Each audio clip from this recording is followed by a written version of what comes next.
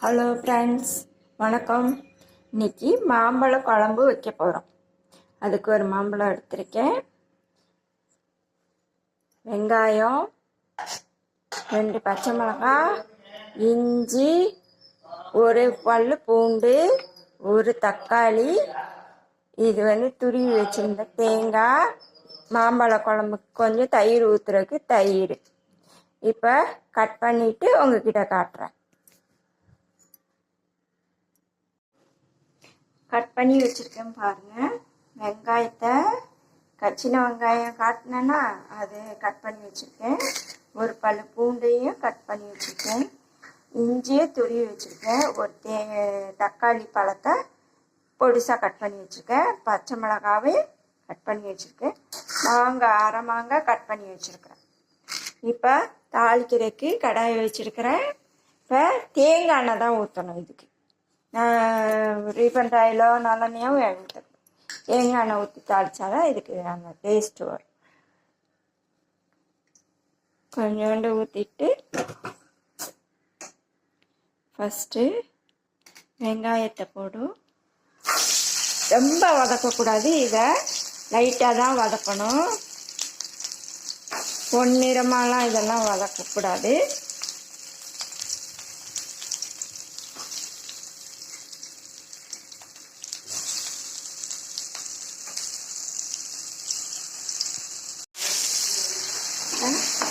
லைட்டாக தான் வதக்கணும். வதக்கிட்டு இப்போ மாங்காவை போடணும். மாம்பழம் வச்சு வச்சுக்கோங்க, அது போட்டு இதில் போட்டு லைட்டாக இது ஒரு வதக்கிட்டு இதோட மிளகாய் ஃபஸ்ட்டு மஞ்சள் தூள் கொஞ்சம் போட்டுக்கோங்க. இது காரப்பொடி கொஞ்சம் போட்டுக்கோங்க. காரம் என்னென்ன போட்டுக்கோங்க. இது காஷ்மீர் மிளகாத்தூள் போட்டுக்கோங்க.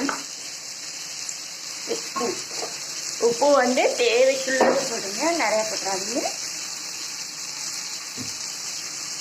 கொஞ்சமாக போட்டுக்கோங்க.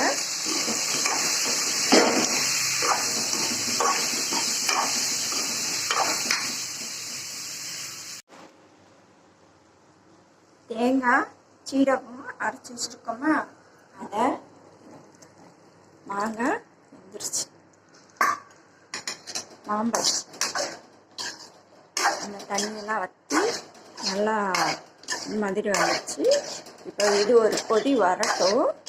வந்த பிறகு நம்ம கொஞ்சம் தயிர் ஆட் பண்ணி இறக்கி வச்சோம். ஒரு கொதி வரட்டும். தேங்காய் ஊற்றிருக்கோம்ல, ஒரு கொதி வரட்டும். தேங்காய் ஊற்றி ஒரு கொதி வந்துடுச்சு. இப்போ தயிர் ஊற்ற போகிறோம். நல்லா கெட்டியான தயிர் ஊற்றிட்டு லைட்டாக கிண்டி விட்டு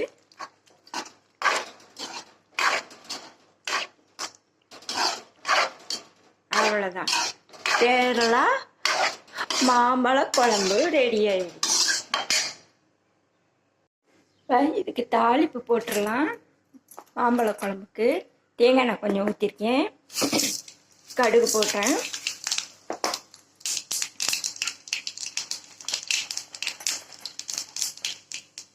கருவேப்பிலை,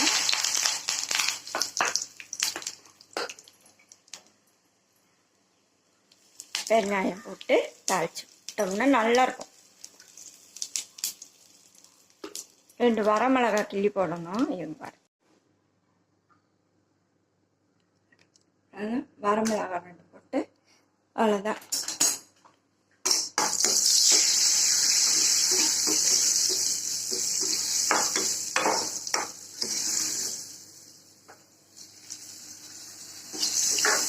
இதுக்கு தேங்காய் எண்ணெய் தான் டேஸ்ட்டே வரும்.